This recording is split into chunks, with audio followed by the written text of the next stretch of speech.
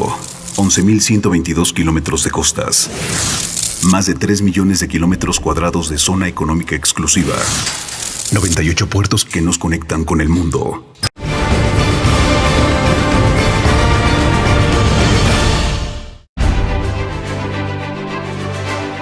El 21 de abril de 1914 inició un acontecimiento histórico en nuestro país: la invasión, ataque y ocupación del puerto de Veracruz por parte de tropas norteamericanas. Este momento del 21 de abril va a ser el momento culmen, porque además prácticamente ya en el siglo XX fue la primera, digamos que ocupación, el primer problema que tenía albores del siglo XX, ¿sí? El país ya con un gobierno federal, en el contexto de un gobierno federal, y a diferencia de los otros que estaban entre monarquías y otro tipo de problemas de gobierno, dentro del gobierno de Huerta, plantea la ocupación del gobierno norteamericano en apoyo digamos que a la revolución, ¿no? Esta diferencia la hace muy connotada porque la ciudad va a intervenir en esta participación. Para todo el país, la revolución se imagina con caballos, con charros, con adelitas, ¿no? Participación hermosa de la mujer en la revolución, ¿no? En apoyo a todos esos caudillos que van a generar una gran cantidad de labor. Pero en Veracruz no.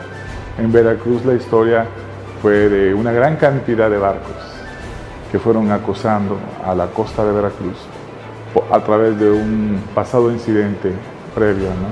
Desde el inicio de la Revolución Mexicana, en todos los puertos de México, en todos, había presencia de la Armada norteamericana aquí en nuestro país, en Tampico, en Veracruz, en Coatzacoalcos y también en los puertos del Pacífico. Siempre había un barco que estaba vigilando las ciudades, supuestamente para proteger los intereses de Estados Unidos. El motivo por el cual se atacó Veracruz, se ocupó Veracruz, habíamos que recordar un detallito, el 9 de abril, el incidente de Tampico, ¿no? En ese incidente se hizo una captura a 2 marinos norteamericanos por parte del gobierno federal por haber hecho algún anclaje no considerado, y después fueron sueltos, ¿sí? El gobierno no estuvo de acuerdo, la embajada prácticamente, y plantea que se haga un honor a bandera izada por parte de nuestro gobierno, lo cual pues obviamente a los albores enamoramientos de nuestra revolución, pues eso no podía ser posible, ¿no? Esto va a ocasionar que cuando unos días después sube al poder Woodrow Wilson, este presidente de Estados Unidos, considera que no tenía por qué reconocer el gobierno de Huerta. Sin embargo, pues los analistas han considerado que pues, fue una estrategia porque él estaba a favor de la revolución, ¿no? De tal manera que se notificó de la posibilidad de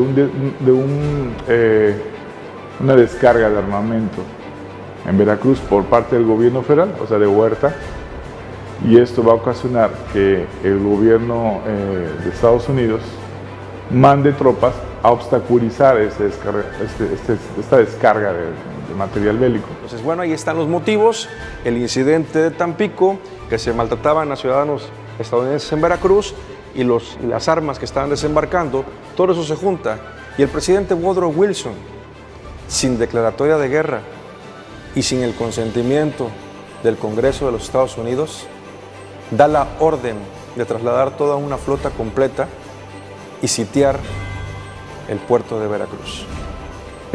Es así como esta ocupación, que de alguna manera empezó un poco bélica, pero después se conformó en una ocupación más pacífica, y durante 7 meses genera otra expectativa más allá de la ocupación del territorio, sino más bien política para el apoyo del gobierno constitucionalista. Durante meses, los invasores se apoderaron de importantes inmuebles de ese litoral mexicano. Yo creo que este hecho, la presencia de Venustiano Carranza aquí, fue exactamente el motivo por el cual Estados Unidos, en el apoyo a la revolución y de que Venustiano Carranza era un caudillo fuera de la parte central del país, con la mirada hacia el Golfo, pues hacía que Veracruz fuera el blanco especial de la ocupación. Y por eso las tropas norteamericanas decidieron tomar lo que era la aduana de Veracruz, el muelle, lo que era los telégrafos y toda su infraestructura, a fin de impedir que ese cargamento fuera descargado aquí en el puerto de Veracruz. Y la participación del pueblo debe haber sido consternante, porque la primera mañana del 21 de abril, que es cuando desembarcan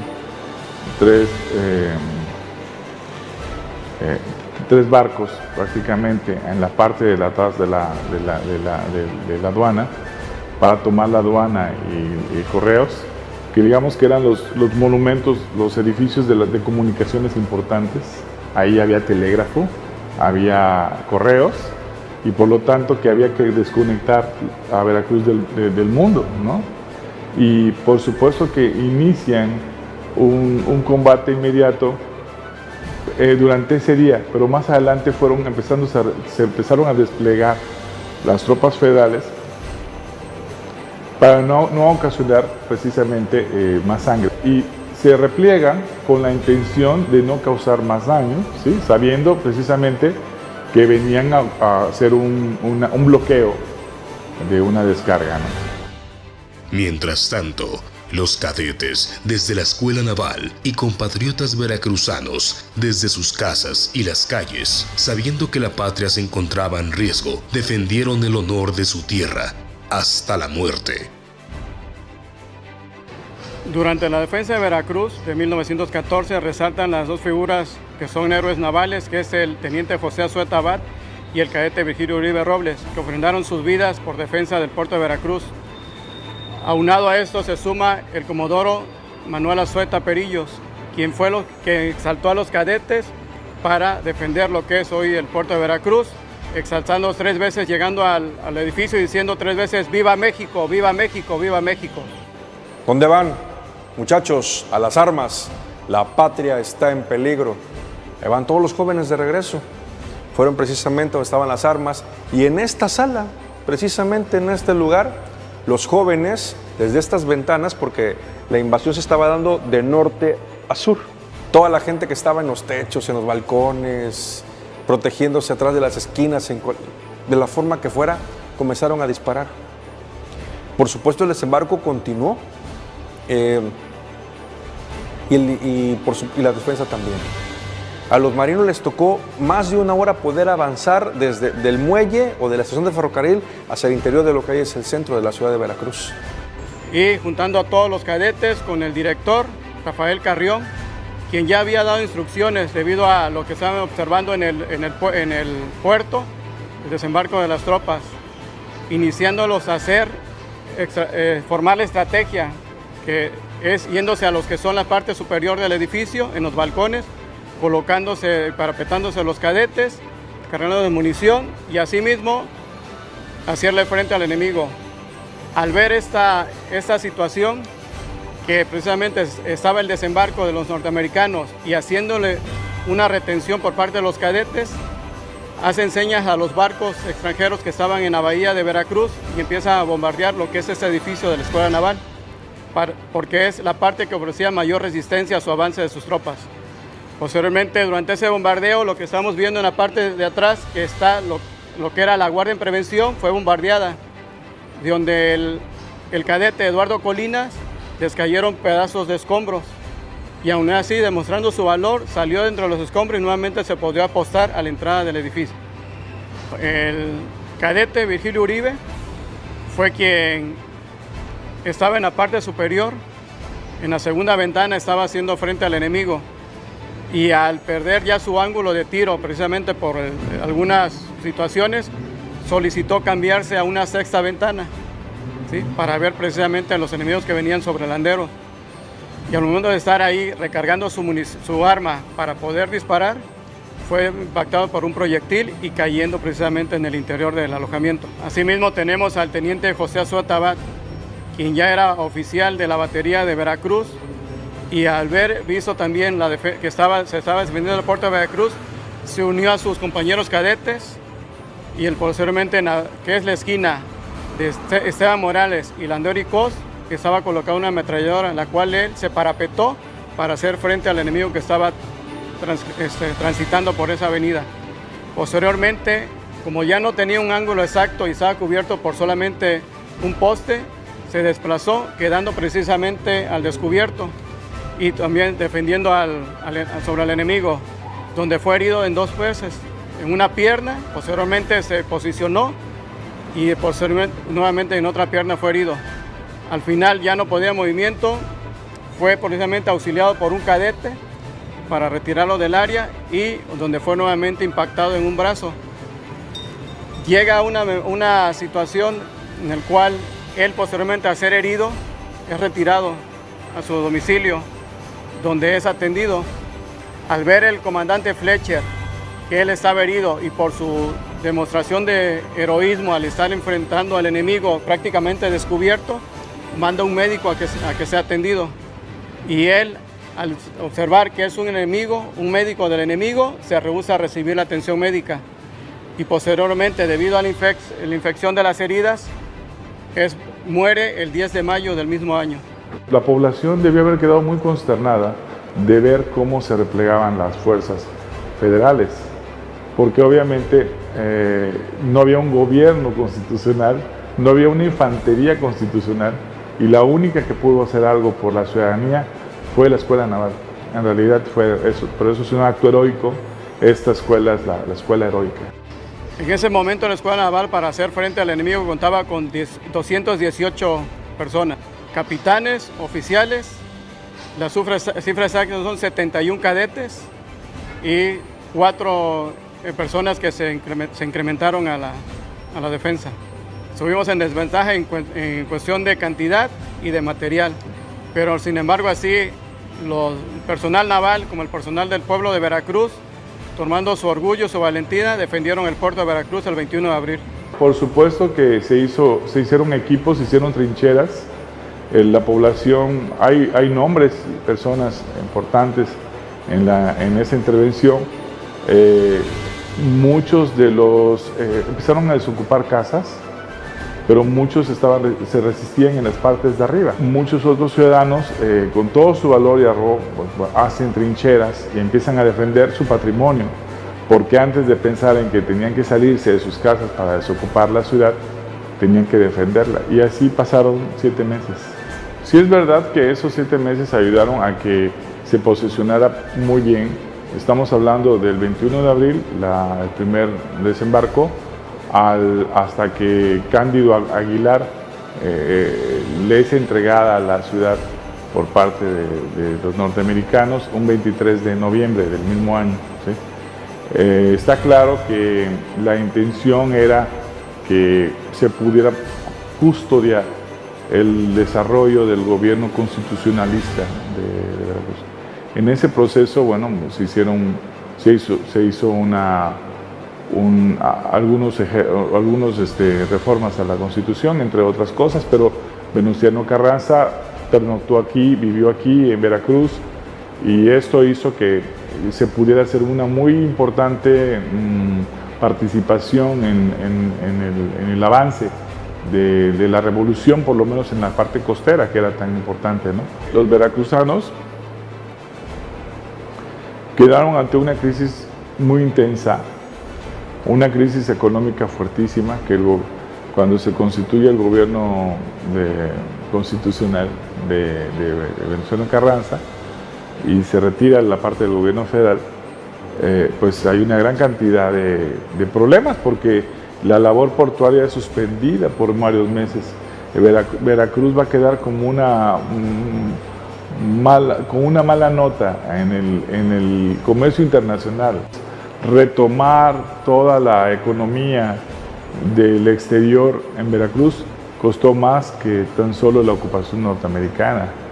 Después de esto, con el apoyo de Venustiano Carranza, creó una junta, así como te lo digo, una junta de embellecimiento.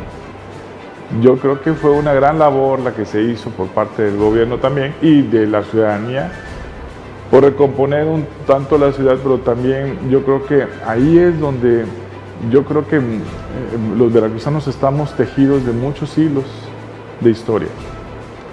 Desde los problemas que tuvimos con el gobierno virreinal por la presión social que era el virreinato, como por los ataques de Lorencillos, que fue lo más espantoso que ha vivido Veracruz, ¿sí?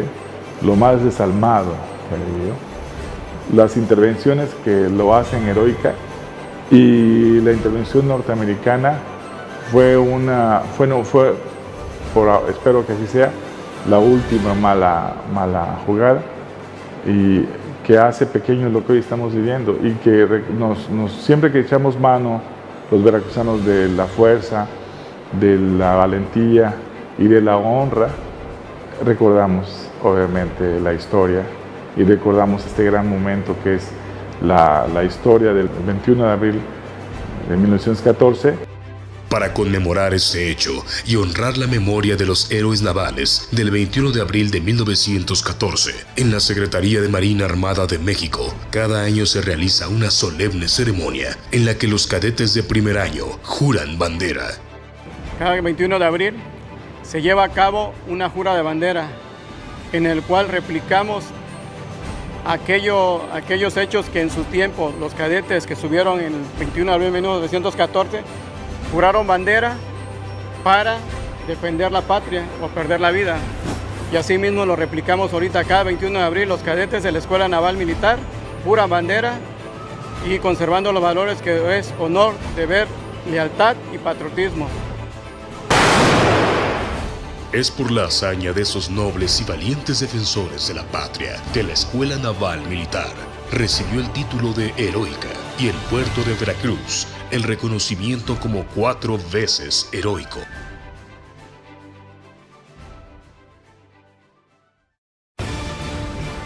...21 de abril... gesta heroica de Veracruz. Conoce más de nuestra historia. La Secretaría de Marina está presente y lista para proteger la libertad y la seguridad de todos los mexicanos en defensa de la soberanía nacional.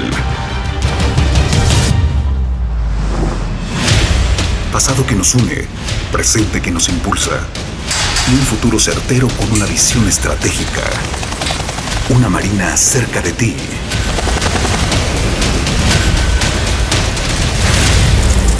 Para servir a México.